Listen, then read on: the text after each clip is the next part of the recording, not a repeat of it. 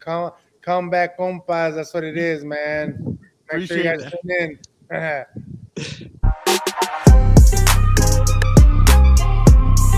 Welcome to episode 5 of Combat Compas. I'm Fernando Ramirez. For this week only, I'm part of the OC Register covering the charge. That's Gilbert Manzano.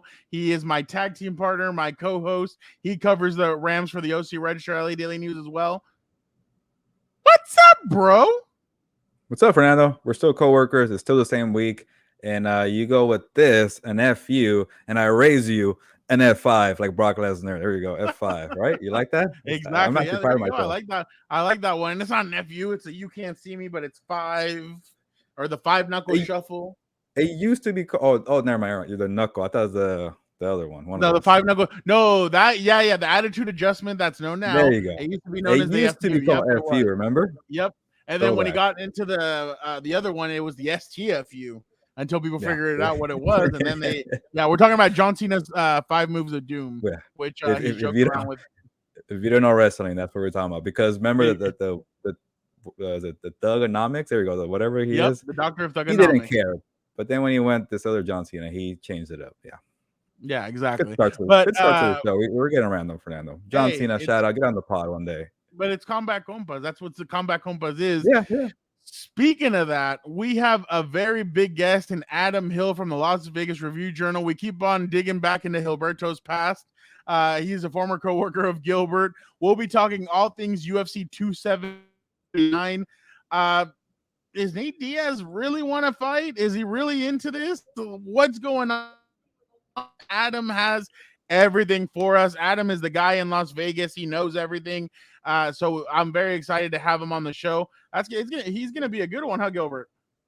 Yeah, well, first of all, Fernando, it's gonna be a funny bit throughout the show. Can you pronounce the opponent of Nate Diaz this Saturday? The name. Chimaev. No. Chimaev. Don't ask me about the first name though, but that's all. Yeah. Chimaev, you got it right. This is gonna be supposedly I don't know how to call it. What should I say? What's a word? Destruction, demolish. But I don't want to talk about. There you go, slobber knocker. But I don't want to talk about Nate Diaz like that. I love Nate Diaz. I'm a big fan of him. I love his FU attitude. This guy would have made it in the attitude era of WWE. He would have been a star, and he is a star in the UFC, Fernando. But I just don't know what's going to work out. If it's going to work out the way he wants on Saturday. But that's what we have Adam Hill to talk about that. You know, it's funny. I loved him and McGregor both times that they fought. I love the lead up to it just because the promos that those guys would cut, even Nate, who's not really much of a talker, but he would still get McGregor riled up, and it would just be a lot of fun. So it's definitely going to be an interesting weekend to see what happens in the UFC. But speaking of fun weekends, last weekend, Gilbert, obviously you and I attended the Andy Ruiz-Luis Ortiz fight at cryptoarena.com, Crypto Arena in Los Angeles. It was pretty interesting. Both of us be there at the same fight. Gilbert, what did you take away from Andy Ruiz's victory over Luis Ortiz? Yeah, first of all, it was a good way to start the week as co-workers. Fernando, you were there ringside. It was your first fight, covering a fight at a boxing event. I don't think you've gone as a fan. Am I correct there? No, never. First event. So I'm glad you got the full experience. That was the main takeaway. You got to see a fight in the stands. You saw good fights, good knockouts. You saw how people are dressed at ringside. Let's leave it at that. And you saw a good double anthem, the Mexican anthem, and the U.S. They didn't play the Cuban one. I think about it, huh? No, they did not. Oh yeah. Sometimes they go triple anthem, which I hate as a deadline writer. There it goes. Shout out to my deadline. But you got the full experience and the takeaway from the actual fights. You know, Andy Ruiz Jr. against Ruiz-Ortiz, the King Kong. I was just hoping for a quick finish. Speaking of the deadline, Andy Ruiz Jr. had him. He dropped him in the second round twice, once more in the 7th round. Couldn't put him away. I like that he was a little more cautious, but he got way too cautious in the back half of the fight. Good combinations, but man, he could pack a punch with that right hand. These right hooks were destroying Luis Ortiz, who's a big guy, and you look at the size difference. Like, yes, I get, you know, when you're kind of, I guess, bulky, I'll say, Fernando, you have power, natural power. There you go. But he's kind of a smaller stature guy in terms of height, and he just packs a punch, man. So he dropped Luis Ortiz. He folded him a couple times. And shout out to Luis Ortiz for having this, I guess, the not stamina, but the hold up for 12 rounds. Yeah. But got a little ugly, but I think it was a good enough fight for Andy Ruiz to command that showdown with Deontay Wilder. Man, it was nuts. I mean, I honestly thought after the second round, I'm like, oh, he's going to come in the third and he'll probably knock him out. But then I remember that in the second, I think I told you this one, right before the bell rang in the second round, Ortiz caught Ruiz with one hand, with a right hand to the eye. And I think that's where Ruiz was like, oh crap, maybe I should ease up a little bit and not just completely attack him because he could hurt me. And there were some, man, I'm telling you, some of those punches that Ortiz was throwing, I'm like, ooh, here goes Ruiz. He might go down, and he would stay up and he would keep it. So I know we talked about this after the fight. I think that's the weight that Andy Ruiz should keep the rest of the way. That he doesn't look, so 268 is what he weighed the first time against Joshua, but he didn't look the way he looks now. He was more of a tubby or a chubbier 268. Here he was a leaner 268. Yes, Gilbert. So us big guys were a leaner, we're thicker, we're this or that. There's a lot of ers to describe us as. So definitely it was good to see him at this weight, and he looked healthy, he looked ready to go. So it was definitely and man, Gilbert, you told me before the fight, before we got there, you were like, hey, I think you're gonna be impressed by the crowd. I was like, oh, how could it, we'll see. Man, was it loud. Anytime they would show Andy warming up, the stadium would erupt. Everybody was excited. Man, that was everybody, like, they really kept it going, and people got excited, and they were ready for the fight.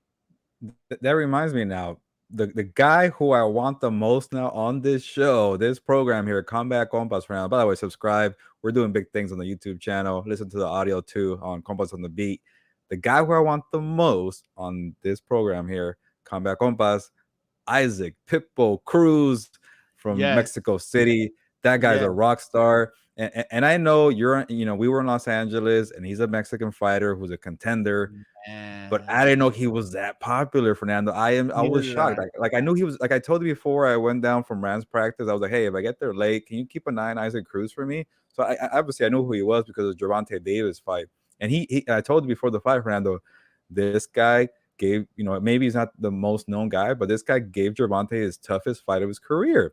And I think that because he did that, he became a star to Mexicans. Because when you're a warrior out there, and all you do is just brawl out, and you can hang, and you have a chin, that's all that matters to us, to our people, and for Mexicans. Like, you got to brawl out and go all out. I shouldn't say the other words I want to say. The cojones there, and that's what he proved with Gervonta Davis. So when Gervonta was on screen, and Isaac Cruz, by the way, had a sensational left hook knockout in the second round. I know against a nobody, but he still put the guy away. That's all you want to do when you're fighting a nobody. They put Gervonta Davis on the screen, and we both caught it on camera. And they kept saying, "We want Tank," and they put him on the screen. They started booing Tank Davis, and then he started laughing and smiling. So I think he knows, like, okay, this is going to be a moneymaker. He wants a rematch with Isaac Cruz. And the best part, Fernando, when they played the Baja Man, who let the dogs out? That was hilarious. Everybody was doing it. I'm like, when the hell did Mexicans like the Baja Man? So that was pretty awesome. No, and like you said, it was just madness around there. Everyone was excited. Everybody was ready to go. And I didn't know about him. And okay, so I did a TikTok of him when he was walking out of the stadium, or when he was walking out and going into the back. I did one of him and two Andy Ruiz, and his is the one that did the best for me. I had I think over 25,000 people viewed his. Wow. And about 1,000 or 2,000 viewed the Andy Ruiz ones. I'm like, dang, this guy really is popular. Then on Twitter, I uploaded that video of Gervonta Davis. That one got about 50K, but this was the funniest part. People were fighting in my mentions on the video about who want that. Gervonta doesn't want that smoke. Well, he already beat him. Well, he's not gonna beat him a second time. Well, how about I beat you? Well, how about I beat you? I'm like, oh my god. I'm like, what is the matter with you people? Like, relax. That's called marinating a rematch, Fernando. That's what you do know. in boxing, and it came so natural. I love that. That little rivalry. It's so right beautiful, and it's funny because Gervonta's just like, he told the crowd because they were booing the crap out of him, and he just starts smiling, and he's just like that. But and he's doing the Mayweather playbook against De La Hoya. It's he's going against a Mexican fighter. He's playing the villain. It's perfect. No, and I hope it happens. I hope it happens before. I mean, I don't know if it'll. Could it be happen before Christmas? No, huh? I mean, I would not be surprised if it's December because that's when Gervonta. Because he didn't take any punishment. Yeah, he wasn't even touched. He'll be ready. But then also too, like there's that lingering possibility of Ryan Garcia and Gervonta, which would give him more money. And I think that's what he wants is the money. But hey, having a backup in Isaac Cruz who might give him just as much as money, and please do it in Los Angeles. I will definitely try to be there if I can, if the schedule permits for the Rams. But that was just cool to see because Fernando, and that's why I'm a big fan of boxing, is seeing the Mexican stars develop. And there's always one. Like it kept thinking, like, well, it's just Canelo right now. Now you see Isaac Cruz, and like keep it going, man. I don't know how big it's gonna get. And yeah, Gilberto Matocayo, he has that fight against Bibble. But there you go. Those are two guys we got to get on the show in the coming months. Okay. It's gonna be my challenge. 100%. And that's the thing, Gilbert. Now you've turned me into a boxing nerd, and I know this stuff, and I know, like, I knew some of the stuff going in. And when I wrote that story about Andy Ruiz last week for the OC Register, I knew stuff about him because I had covered him before. But man, boxing is just a lot of fun, and what makes it more fun, I guess it's fun watching it on TV, but when you're in person with, like, as the media, and you're there with the fans and everything, it's so much fun to just like listen to the fans erupt, get crazy. And then at times they tell you their displeasure. They'll start booing if the fight is too slow and you're not hitting or not doing anything like that. So it's interesting to see the fans go at it. Put it this way, before we go on to Adam Hill, I don't want to bury Adam. One story of how chaotic the crowd is for a boxing event, especially when there's a lot of Mexicans in the card because they come out and support. But we were trying to look for food. They gave us little vouchers before the fight, and I got there late. So when we were going to get food, it was during the whole rush. People were coming in, and as you guys know, we don't like to go to things early. We like to go and drink outside and hang out and do all that before we get into our seats. So people were already drinking. The tall cans were out, and they wanted to get more drinks. I went to like a little convenience store, and the people behind were getting frustrated with the cashier because she was an older lady. I want to say maybe in her 80s. And at Crypto.com Arena Staples Center, they force you to pour the drinks. So it takes longer for her to open them, crack them open, pour it. And the dudes behind her were all fed up and like saying the words like, no. I'll leave it at that. And they just go, and they, in a way, they were being rude, but they started helping her. Like, here, let me crack open my own beers. They opened them up. They started pouring them, and they just left. I was like, okay. In a way, she probably did not care because she was moving a little too slow. But yeah, that's how impatient and chaotic boxing fans are. They're they have no time for you.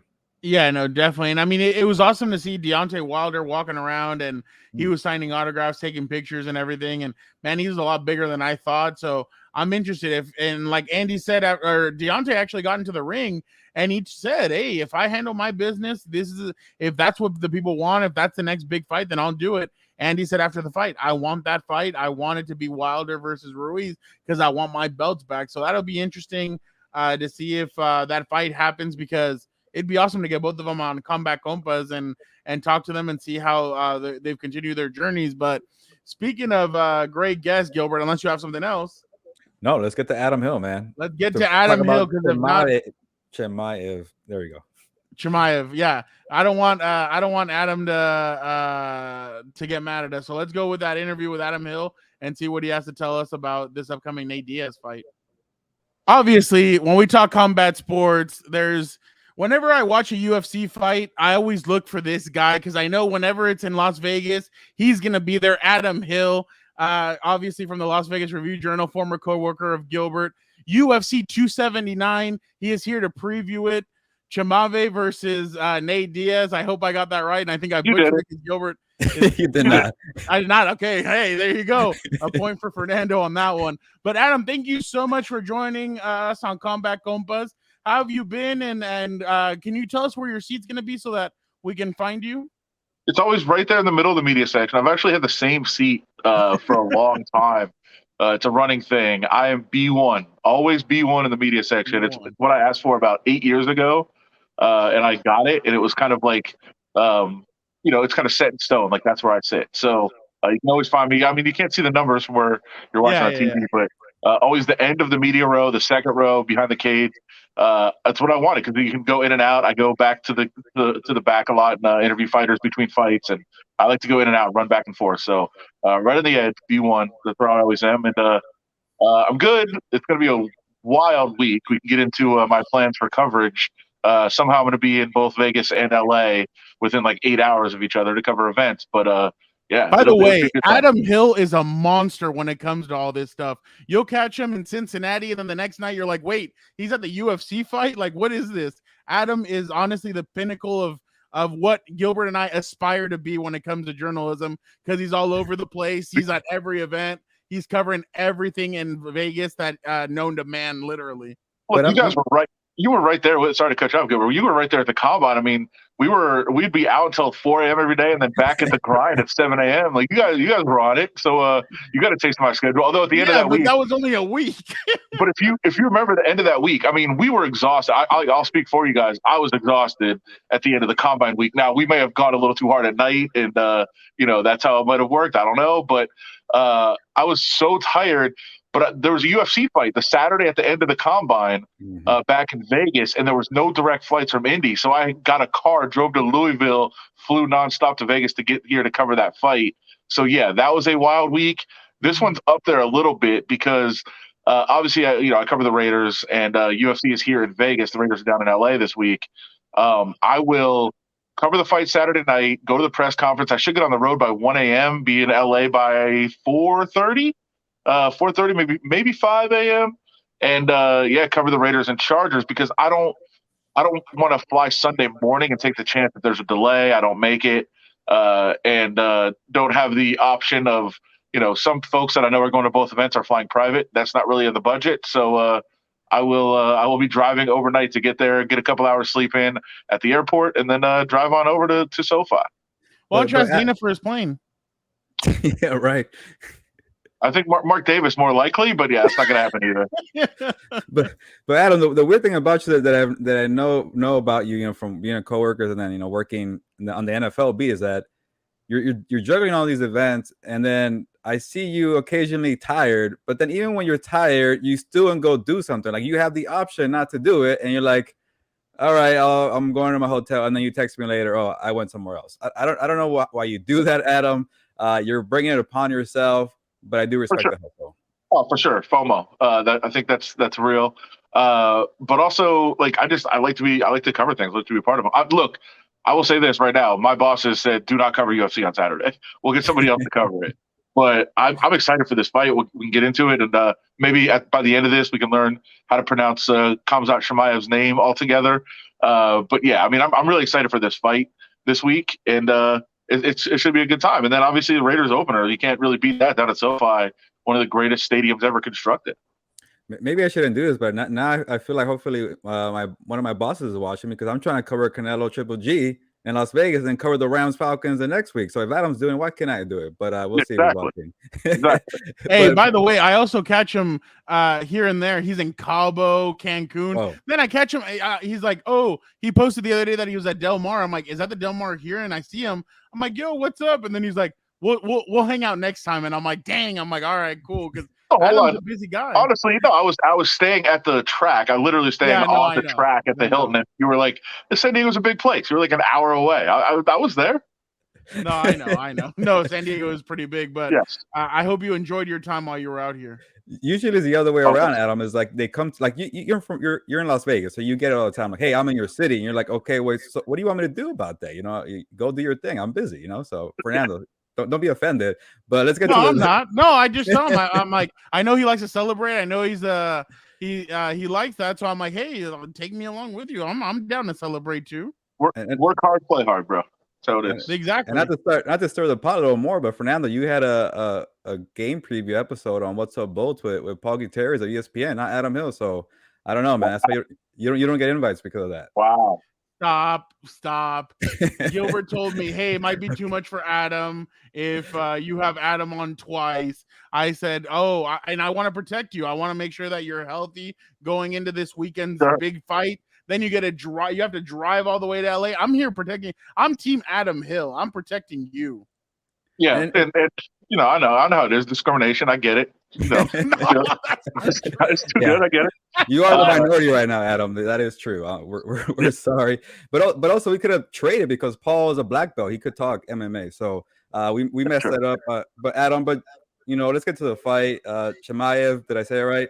Yes, you got it. There you go. See, Fernando, come on. I guess Nate Diaz. Chimaev, I said it in the intro. No, you didn't. Chimaev, I think you said. Yeah. See, now you're going to confuse me. But easy question before we get into the fight a little more. Why is this fight happening with Nate Diaz? I know Nate Diaz, was fighting Leon Edwards. Why not Conor McGregor in the trilogy? I don't know. I have no idea. Like, I don't know why this fight was booked. I don't know why it's a thing. I don't know why Nate Diaz accepted it. I don't know any of those things. Now, I'll kind of get into it. So the backstory in this is Khamzat Chimaev is potentially like the biggest breakout star the UFC has had in a long, long time. This dude is a beast. And like when I say that he is winning fights in dominating fashion, it's tough to even describe it. I'm trying to remember. I think I can look it up here now. Sorry to do this right in front of your face on the camera here. But the strike differential in his first 2 wins in the UFC was something like 179-2. Like he landed 179 strikes and absorbed 2. It was nuts what he was doing to people and just destroying them. Now, he did have a really long layoff because he got COVID very bad and was not able to fight for a long time. It got into his lungs. It infected how he could breathe. He didn't think he was going to be able to get back in the cage. And in fact, he temporarily announced his retirement. He said, "I'm done. I can't do this anymore." And he was only just getting going. So it was almost going to be one of those stories of this dominant fighter who never gets the chance to actually follow through on his potential. And then he was able to come back and get through a fight against a real contender in Gilbert Burns. And then now kind of show that he's ready to not only win these fights early because his first 4 fights in the UFC were all early stoppages. 1 was in the second round, and then 3 straight first-round stoppages, including a 17-second knockout of Gerald Mearshart. So when he fights Gilbert Burns, off a long layoff, not really sure exactly where he's going to be health-wise and everything else, and he comes out and wins that fight in convincing fashion. It was a back and forth fight, more test than we've ever seen Chimaev have, but he was able to get through it, and I think that showed a lot that he isn't just a guy that can come out and knock people out and finish people within the first round, but he can also endure a back and forth kind of a battle. And so now Nate Diaz is kind of out there without an opponent. It's his last fight on a contract. He's going to free agency, and this is looked at as Chimaev is there to absolutely destroy Nate Diaz, become a huge star in the UFC, and send Nate Diaz packing. But the more I talk to people around Diaz and around the UFC, they're kind of going with the, yes, look, that is an easy narrative. Like this is basically, the goats being tossed into the T-Rex cage in Jurassic Park for Chimaev to just feast. And that's probably what's going to happen. But everybody expects that. So if Nate Diaz shows anything, if Nate Diaz somehow, good Lord, wins, like I can't imagine that happening. But what does that do for Nate Diaz going to free agency? All of a sudden, the UFC probably has to make him the number 1 contender, probably has to give him either a title fight or a McGregor fight. And if he does go on the open market, gets him a massive payday. And all he has to do is be competitive. So there is some win in it for Nate Diaz if he even shows anything. But I think most people feel it's just going to be total and complete destruction. Adam, it kind of reminds me of like in boxing where like you want to fight the known star, the established household name guy who's on the back end of his career. So you're bringing in the young guy to get the pay-per-view audience. So, I think that's maybe what they're trying with Chimaev, when against Nate Diaz, a big. He butchered it. He did. It's Chimaev. Yeah. It's close. See, you said it the same way Fernandez. So? Okay, well, at least you call me out every time I do it. Chimaev. There we go. Chimaev, yes. But I did catch that fight against Gilbert Burns, my tocayo. That's a great name, by the way. And it almost felt like he was enjoying being hit. Like it was a good action brawl. Obviously, he won the fight, but Gilbert Burns finally made him, I guess, taste his own blood from a dodgeball there. Fernando, you like that one. But I guess what I'm trying to ask is, how do you make him not, I guess, get to a point where he's having fun and enjoying the actual fight? What can Nate Diaz do to actually maybe expose a weakness if he has one, or what can he do to at least do what Gilbert Burns did and give him some punches and strike him? I mean, it seemed like what Gilbert Burns was able to do certainly challenge him, but really just make him stretch out a little bit. Like, I think what we've seen is Chimaev just so destroy people. We haven't really seen his cardio tested and that sort of thing. But Gilbert Burns did that. So I think some of those questions were answered. So I don't think it's an easy thing to say, hey, if Nate Diaz, who has unbelievable cardio, can fight all night, like if he could stretch out Chimaev a little bit, like maybe there's something there, but I don't see it. And like Nate Diaz doesn't really have the power to threaten him. Like, I don't think we're going to see his chin tested necessarily. Nate Diaz can accumulate strikes and just that's how he's kind of got knockouts in the past, of hit you a bunch of times with a bunch of jabs and kind of wear you down and finish you that way. But I don't see him being able to do that to Chimaev. I certainly don't see him finishing him in one punch. Could he test him on the ground? Maybe, but that's where Chimaev seems to be the best. So I mean, I don't know. Like, yes, if he got into a jiu-jitsu match, could he throw something up and find an armbar or find a choke of some sort? Yeah, possibly, but I don't think that's where you really want to test Chimaev either. I don't really know where his weaknesses are necessarily. He's just looked so good. And you're right. The Gilbert Burns, like what happened against Gilbert Burns? Gilbert Burns is one of the best fighters in the world. Like that's what happened. I don't know if Nate Diaz is quite on that level anymore. I don't really see where he challenges him. But stranger things have happened. It's a fight. It's not like he's 1,000,000,000 to 1. He's like 12 to 1. So yeah, there's that chance. There's something he can do. I just don't see the clear path to a victory. I think it's going to have to be a combination of a couple things going wrong for Chimaev and a couple things going really, really right for Nate Diaz. And I also don't know where Nate Diaz's heart is in this contest. I mean, I think he was the comments I believe are overblown, but he basically was like, you know what, I just stopped training. Go ahead and beat me. Like, I don't think that's true. That's not something that's in Diaz's blood. But who knows? And if you want to get into the other really, really fascinating part of this fight, I've had more people reach out to me from like more mainstream media and more betting media reach out to me and kind of ask me some questions about this than any other fight I've ever been around. What if Nate? I found the number, by the way. 192 to 2 was his strike ratio in those couple of fights. Just destroyed people. Wow. But people are really, really intrigued by the possibility that the entrances happen, the fighters step in the cage, Bruce Buffer announces them, the bell rings, and Nate Diaz taps. Just stands in the middle of the cage and taps out as a protest of fighter pay, as a protest of contractual situations, as a protest of just everything in general about the business practices of the UFC. I think it would be incredible. I think it would be one of the greatest stories I've ever seen. I don't think it happens. I would be stunned if it really happened. But I think the rumor has floated out enough that people are absolutely fascinated by what would be the fallout if that were to happen. First of all, what does Nate Diaz have to lose? His contract's up. He's already got all the money he wants. Go ahead and do that. And if you don't want to pay me for showing up, then challenge me in court. Like, that would be interesting. I don't know. There's so many intriguing possibilities about that. I would love for it to happen just from a story perspective. I just don't think it happens. And it's funny because I was just looking right now, and Nate Diaz is like, I didn't call to fight him. I still don't want to fight him. Like, and then he's talking about how it's only his halftime show, that he still has a lot left in the tank. Like, it's just crazy about all the stuff that's coming out. And then I guess he came out with a list of the 4 opponents that UFC didn't allow him to fight and all this stuff. So it's just crazy, all this stuff coming out about him. Yeah, and by the way, I've not been around the UFC much this week because I'm, obviously with the opener for the Raiders coming up, I'm very focused on what the Raiders are doing. So I haven't been around as much as I would like to.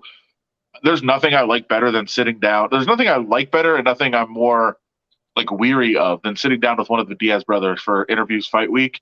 Really, anytime. I mean, you never know what they're going to say. You never know what they mean. I was talking to another reporter today that was reminiscing on his first time covering UFC event, which was probably almost 15 years ago. I think Nate Diaz was like 20, and it was a scrum interview, And it's one of those things where there's like 5 or 6 scrums going on. And so this reporter stepped out of the scrum. It was like his first ever event. He's a young kid. He doesn't know what's going on. He starts walking to a different scrum. And then Nate Diaz has said, where the F are you going? Get back here. I have things to say. And there was like 20 reporters. Like, they're all listening. Like, what are you doing? That's the kind of things that he does, and it's great. I flash back to one of the greatest interviews I've ever had, because I still don't know what he's talking about, where Nick Diaz talked about living in a kind of a falling apart house in a bad neighborhood. But when he goes jogging, he's seeing all these nice houses, and he's wondering how those people got there. And then somebody said, well, you have the money. You made $1 million tonight. You have the money to live in those neighborhoods. And he said, I don't know how to buy a house. Nobody ever taught me that. And I was like, well, I don't think that's something most people get taught. Like, you just do it. But it's part of what it told me, and what I've always kind of thought about them is they have always had this us against the world mentality of like everybody's against them. And they think when something happens, their instinct is to think, oh, this is something somebody's doing to us. And I think it's what's made them great fighters. I think it's what has not allowed them to necessarily find peace despite their success, but it's also what keeps them kind of driven and going. And I think it's an amazing thing to hear their thoughts. I'm fascinated by everything that they say all the time. So it kind of Nick more than Nate. Nate is, I think, a little bit more grounded, but you never know what he's going to say, and I love that aspect of him. Also, Adam, I'm guessing you don't want to miss these scrum interviews or presses because he might slap somebody. A Stockton slap. Have you ever seen one in person, or has he ever came close to slapping you? No, never me. Not him. There's other fighters that have wanted to in the past. And definitely, of course, Dana. Everybody knows that publicly. But Brock Lesnar, I think, was the closest to getting me. No way. You gotta tell the story. He definitely lunged at me. Like, okay, I need that story. He wasn't going to hit me. Like, he knew not to do it, but he wanted to send me a message. Yeah, because it was one of it. He didn't fight very long in the UFC. It's, his first time in the UFC, and I think it was his second or third fight where he showed up. I'm thinking it was about 3 hours late to a media day, and obviously that was because he was contractually obligated to do it, but he was just hoping everybody would leave, and nobody did. Everybody's waiting for him, and he kind of gets in there, and like his first answer is like, I don't want to be talking to you guys. And I was like, then why did you do it? Just pay the fine and don't come. Why are you here? And I legitimately wanted an answer to that. Like, I'm saying it in a kind of a snarky way because that's how I said it. But like, why? You can just pay the fine, dude. Like, nobody's gonna force you to do this. Why are you here? I wanted to hear his answer, but instead he just kind of clenched his fist and just kind of gave me one of those, and I was like, oh man, that was great. That was great. But and I know it sounds like I didn't want an answer. I really did want an answer of like, what is the thought process of why do you actually show up? Like, nobody's, if you're going to pay a small fine, whatever it is, for the UFC to not show up at their media function, you can do that. You have millions and millions of dollars. Then don't do it. That is a great story. Wow. Brock Lesnar against Adam Hill. That was it would have been a short fight. It would have been like a Chimaev fight, 192 to 0 at the strike rate. I would have had nothing for him. Is that one of your favorite UFC stories? Man, I mean, probably that I can tell. I would have. Yeah. But I've seen a lot of things for sure. No, I bet. Well, what were you gonna say? No, I was gonna say there was our newspaper will hit the newsstands. Obviously with the web, the stories go up quickly. But 10, 12 years ago when I was first kind of starting out, and the newspaper would hit the streets about 3, 4 in the morning. I did get a call from Dana at 3:30 in the morning, screaming and cursing at me, and I didn't know why. And then I saw what the headline was on a story, and I understood. But at the same time, I was like, "You're way too mad about this. You are way too angry about this." But yeah, we've had our ups and downs, I think, publicly for sure. But I respect certainly what he has done, and he's actually been, I think, better than other sports commissioners and leagues to work with, because you can actually have access and ask him things, and hey, if they make a decision, you can ask him about it. Now, he's not necessarily going to tell the truth, and you're probably not going to like what he says most of the time, but how many other presidents or commissioners are that accessible? Like, I could text him right now and he would answer a question. Like, I couldn't do that in the NFL, even, somewhat with the team officials, but with the league officials, no chance. last one, Adam, for us. One fight on this card in 279, an underrated fight that maybe we could see. Ferguson's fighting Lee. What's an underrated fight that you think is could pop off? Yeah, I mean, look, this is the ultimate, main event card. Like, the main event is really everything here. There's a couple of intriguing fights on there that I'll mention to you, but this is one of the ultimate, like, hey, this is all about the main event. It's all about Chimaev. Really, it's about one fighter. Like, this is the Khamzat Chimaev coming out party, celebration, whatever you want to call it, headlining a pay-per-view for the first time. It's a showcase for him. Like, that's clearly what this is. But yes, as you mentioned, anytime Tony Ferguson fights, it's going to be, fireworks. There's going to be some crazy things happening. That dude is wacky. So, I mean, that's always fun to see just what's going to happen. I would say if you're going to watch one other fight and you're just going to focus on, hey, what's going to be entertaining, Kevin Holland, Daniel Rodriguez is going to be a really, really good fight. Holland is a guy, if you haven't seen him fight, will, just kind of stand there, throw punches, and just talk the whole time. He commentates his own fight. I wish they would put a microphone in the cage with him, because he just doesn't stop talking. He tells the guy what he's going to do. He does it. Then he says, oh, you should have ducked. You should have dodged there. Like, he's commentating the entire time. He's really, really entertaining, really fun. I'm sure if there's an interview with him on there, people will enjoy it. But he's always fun to watch. And Daniel Rodriguez is going to bring a fight to him. So I think that'll be intriguing from that perspective. And then I think Johnny Walker and Ian Cutelaba could just throw bombs at each other, and that's just kind of like, let's have a face punching contest and see who falls down. So that'll be fun too. But I think the Kevin Holland, Daniel Rodriguez fight, besides the main event, is one that I think people should look forward to. I keep on telling you, people, if you guys want all the info on everything Las Vegas, you go to @Adam Hill, LVRJ. That's the Twitter to go to. Adam has everything. I'm telling you guys, he has you covered on everything Las Vegas. Adam, I hope you have fun at UFC 279. We'll be looking for you, and then hopefully on Sunday, seeing you at the Chargers Raiders game. You're gonna appear just like magic, so it's gonna be awesome. You got a prediction for that game? A lot of points. A lot of points. A lot of points, Adam Hill. Yeah. I know. Adam, thank you so much for joining us, and that was another great interview. Thank you so much, Adam. Anytime, guys. Good seeing you. Gilbert, I mean, anytime we have Adam Hill on, it's always fun. Last time we had him on, it was to talk Raiders. Now we're having him on to talk. Obviously, we had him talk UFC. Thanks for throwing me under the bus when it came to why I didn't have him on What's Up Bolts. By the way, check out What's Up Bolts. Chargers Raiders preview. Exactly. Chargers Raiders preview. I talked to ESPN Paul Gutierrez. He talked to us about the upcoming game and what he thinks and what he sees from the Raiders. We went behind enemy lines and checked it out. But Gilbert, great. If what Adam said is true and Nate goes in there and just taps out, it's gonna send the UFC world into a frenzy, I think. Yeah, when he was talking about the betting odds, I'm like, maybe you should throw a couple coins at Nate Diaz, because the one sport where upsets happen is the UFC MMA. We just saw Leon Edwards out of nowhere pull out a kick of the century, and who knows how big an underdog he was at that point, especially on the live betting. So by the way, people who are looking for advertising for your betting site or something, we talk betting here. Come over with the Compas. See, I'm a promoter too. I'm seeing a lot of heavy people. I've been on a bunch of shows for body. What am I talking about? I'm talking about Andy Ruiz, heavy people, body betting shows. So that's you're terrible. Us heavy people don't appreciate that. I am sorry, but I was going off topic there just to kind of get some customers our way.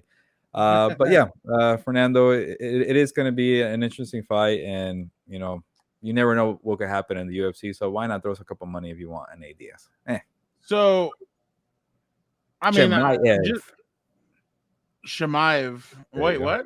Yeah, I just want to pronounce it again. I just saw you. Okay, yeah. Oh my God, that's been such a cluster. Okay, I'm gonna go Chimaev. I just that's pretty good. I think Nate's either gonna pull something, or it's just like Adam said. It's just a welcome back to the UFC. You're our next star kind of thing for him. I don't know. I just don't see Nate coming out victorious. But hey, crazier things have happened. Maybe we should have Dan and Dago on here to go opposite of you. And then maybe Nate Diaz would win. Yeah, maybe. We could help out Nate Diaz too. Whatever works, and we'll see. But I don't know about Dan and Dago. He's a little busy with football.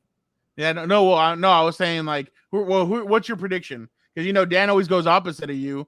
So I was saying, maybe, sorry. I think like if we no, go opposite together against Nate Diaz or Chimaev. Okay. No, I meant like maybe like if you're gonna choose Chimaev and Dan just chooses Nate Diaz and Nate Diaz wins again. That shows you where my brain is for a week 1 NFL season. Well, I'm with you. By the way, subscribe to House of Horns, my podcast, Ryan's podcast, not mine, Victor's too. See, I got that habit there, Fernando. But my brain is a little fried. So yes, this is where your brother Dan and Diego will go the opposite. So I'm gonna put all the pressure on your brother. Obviously, I'm gonna take the easy one. I'm gonna go Chimaev because I need a win. I need it because people keep calling me a curse, whatever. They made fun of me for picking the Chargers, and a lot of people say, "Hey, why are you doing that? You're ruining our team, whatever goals here." So I'm gonna go with the easy one, the for sure one. We say that now. So let Dan and Diego have Nate Diaz. That'll be shout out to him. That's gonna be a good one. Gilbert, before I let you go, I can't let you leave without talking WWE. So so obviously I just wanted to give you a little bit from Clash at the Castle. Obviously that was the pay-per-view where the WWE went to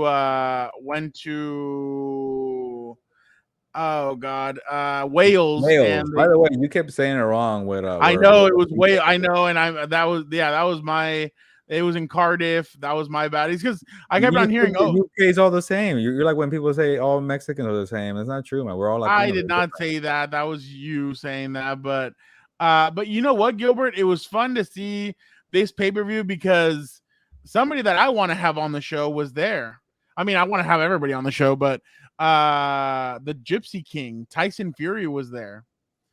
And so during your Tribal Chiefs championship match against Drew McIntyre, Austin Theory, friend of the show, tried to cash in, and Tyson goes up and knocks him out, and he looks down on him, and you could just see Austin holding his chin, and he's like, "Oh my god!" And so obviously, Tyson got in the ring and congratulated Roman Reigns for winning. Then he's saying "Bye bye, Miss American Pie." So it was pretty interesting to see him.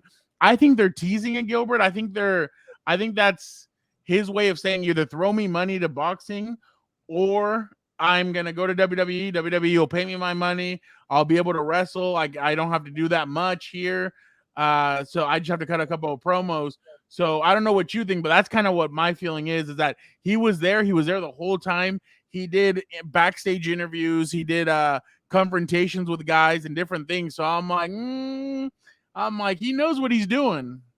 That is a smart move to like, hey, I'm still here flirting with the WWE. I could easily be on here because I'm great in the microphone, and I just get by with how big I am and how strong I am and playing this boxer role. He could learn the wrestling later on if he wants to take it seriously. I don't know, but he's good on the microphone, and that's most of the battle. So, yeah, if Triple H is out there saying, hey, you don't get paid for the Alexander Usyk fight, I got the bag right here.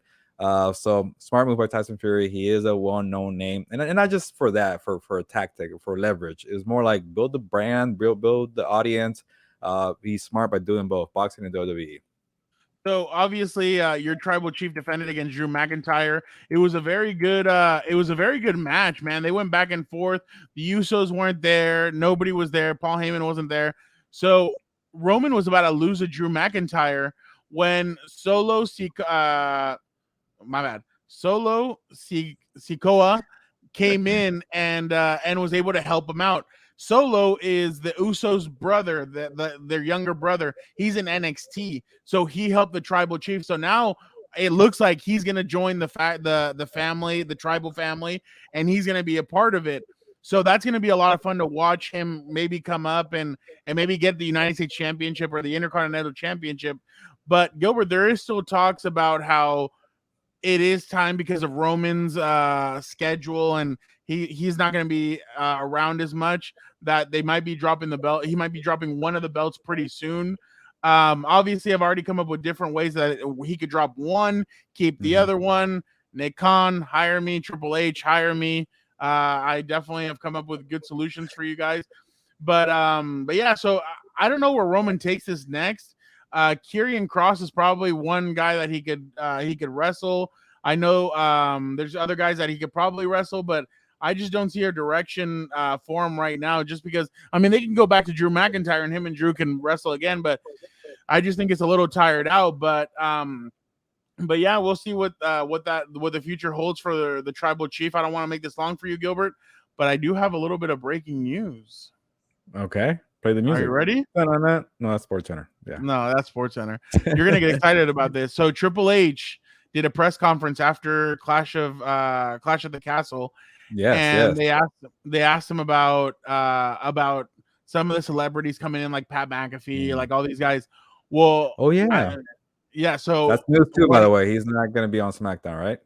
Yeah, I know. So Pat McAfee is joining ESPN Game Day, which is this weekend. He's going to be there with Matthew McConaughey at Texas, at the University of Texas. Yeah. So that's going to be a lot of fun watching. Beat, by the way. Yeah, exactly. Check out. Yeah, exactly.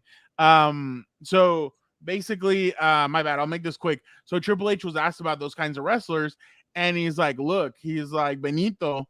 And everybody already knows that's Bad Bunny. He's like, that guy impressed me. He moved to Orlando. He worked his ass off. He's like, there was times where I'd come in to watch a certain wrestler. Somebody would text me, hey, you need to come into this room. Why? What's going on? And then he'd go in there. Bad Bunny's hitting against he's running into the ropes. He's doing the ropes. He's hitting against guys that he was every single day in the gym practicing, working because he wanted to work out and everything and get ready. Why, Fernando? Why are you telling me this? I already know this. I know Bad Bunny's awesome. Supposedly after the tour is over, Bad Bunny and Triple H will begin talks about maybe him doing something leading up to WrestleMania and maybe fighting at WrestleMania as well. So Bad Bunny is not. People think, oh, maybe Bad Bunny is going to take some time off. It sounds like he's going to be headed to WWE as soon as he's done with it. I think his tour ends in Mexico City, I believe, in December. And I think that's when his tour is over. Obviously Christmas, but after that, supposedly heading into the Royal Rumble and WrestleMania season, we will see Bad Bunny in WWE. So that's going to be a lot of fun to see him back in the squared circle. I know you're excited. You have his shirt. Yeah, definitely. And now that because I'm a little disappointed, I'm not going to go to the tour because tickets are just out of my price range. They're crazy. Yeah. That's why we need sponsors on the show. But now that I think about it, Bad Bunny could be sponsor. That'd be awesome. But Bad Bunny going to the WrestleMania in Hollywood is perfect. And then it's before the summertime, so drop another fire album because he had the album of the summer and do it again. So I like the timeline. And who knows, the Compas might be at WrestleMania. Maybe the Compas could get Bad Bunny the wrestler on to talk all things. Did you watch Bullet Train yet? I have not, but I haven't either. My siblings have actually seen it twice, so I guess that tells me it's pretty good. Wow. Okay, then it's coming out on DVD and Blu-ray in 2 weeks. So okay, but mainly because I think one of my sisters was in town and she didn't get to watch it with them, so they watched it again. But they enjoyed it enough that they took that and went again. So shout out to Bad Bunny, the actor, the wrestler, and the artist. Look at that! Shout out to Pat McAfee, the wrestling announcer, the wrestler, the podcaster, and the ESPN Game Day guy. We should have like a love showdown. Like who does Gilbert and Fernando like the most between Pat McAfee and Bad Bunny? Like, bro, I'll represent Bad Bunny and you got Pat McAfee, and then we'll kind of go off. Bro, you're thinking small. I'm thinking big at WrestleMania. Oh, how El Conejo Malo and Gilberto versus Fernando and Pat McAfee. But Fernando cannot compete. So Dan and Dago will be competing in Fernando's place. You could be the special guest referee. There you go. Awesome. Yeah, there you go. Yeah. Exactly. So it'll definitely that'll be a I'm thinking big. I mean, I'm just saying it'd be great. Yeah, I might even grow a mullet and come out in a lowrider to honor Eddie Guerrero. And a frog splash would be my finisher. There we go. Oh, and Dan and Dago's coming out to Stone Cold Steve Austin with the beers. What? So definitely, but speaking of it, this has been another great episode of Combat Compas. Guys, I'm gonna keep on telling you guys, go check out Compas on the Beat. Go check out our other episodes of Combat Compas. Andy Ruiz, even though the fight's been over, who cares? Andy Ruiz, we have his press conference from after the fight. Go check that out. Go check out House of Horns. Go check out what's up, Charge, or what's my bad. what's up, Bolt? That's, man, it's late. So go check out all the shows. We're doing this for you guys. We love you guys. We want you guys to have all the different content that we have out. That's why we reach out to buddies, other journalists, players, this, that. Why? Because we want to bring you guys the best content. Compas on the Beat did obviously the four of us, Dan and Diego, Vic the producer, Gilbert and I, we did our predictions for the season on Compas on the Beat that we released. Go check those out. See why Dan is angry at Gilbert for one of his predictions. So it'll be it's a lot of fun, and we're having so much fun doing this. Again, you never know who we're gonna bring on Combat Compas or Compas on the Beat or House of Horns or yeah, exactly, or What's Up Bolt. So definitely thank you guys so much for rocking with us. Thank you, Adam Hill, for joining us. And Gilbert, for the time being, ¿sabes qué? Vámonos. Ya nos vamos, pues vámonos.